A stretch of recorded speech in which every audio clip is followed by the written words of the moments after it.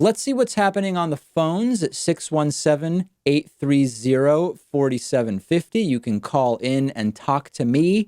Always good to have your question ready. Always good to be off speakerphone and all of that stuff.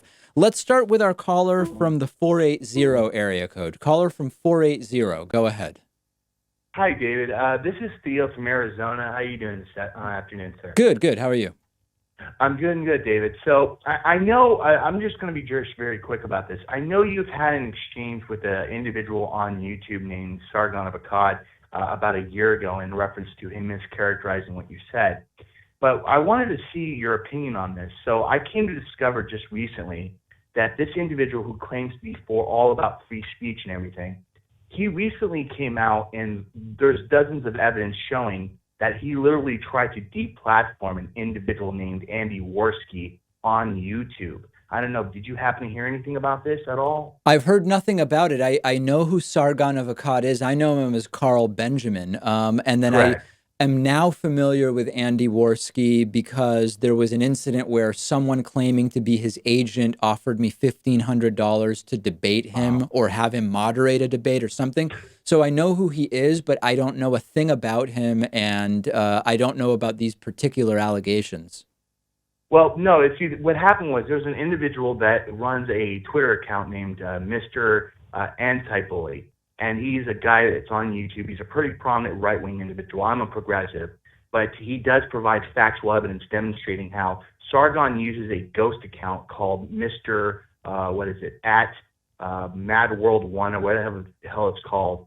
But basically, he uses this ghost Twitter account since he was banned off of social media about a year and a half ago. Okay. And he admits on it twice, once from a live stream on something called the Kill Stream, and also on another exchange he had with another female YouTuber. He admits that this is his Twitter account, and he literally was advocating for Andy Warski, someone he's politically unaligned with, to be deplatformed on YouTube by contacting the Wall Street Journal and also the FBI in this tweet. So let me see if I understand, Theo. What you're saying is that Carl Benjamin, who goes by Sargon of Akkad, who has been Correct. banned from Twitter, uses a handle Correct. called Mr. Anti-Bully to argue that No, Andy no, no. Warski, who uses Killstream, should be deplatformed.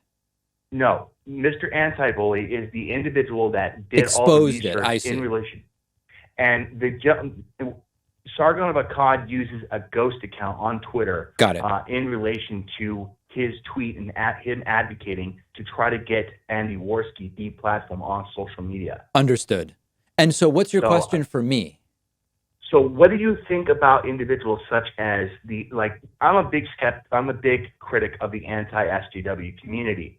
I would like to see, what is your honest opinion about what's currently going on across YouTube and across social media of these individuals in relation to them stating that they're against political correctness and identity politics, yet they use the exact same tactics that they tend to be against? Oh, they're I would hypocrites. love to Yeah, hear they're your opinion hypocrites. on But they're total hypocrites. But let me ask you this.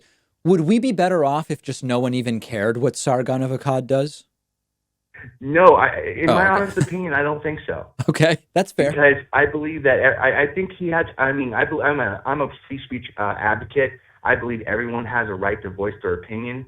But one of the things I have a big problem with with the anti-SJW community is I have no problem with right-wing individuals that clearly label themselves as right-wingers. Clearly, as you, David, are completely honest in all your platforms, all your talking points. You don't obfuscate at all in relation to what you stand. Right. Guys like Sargon and other individuals that are clearly labeled anti-SJWs, to me, these individuals are some of the most dishonest individuals because they placate and pretend to be something that they really aren't.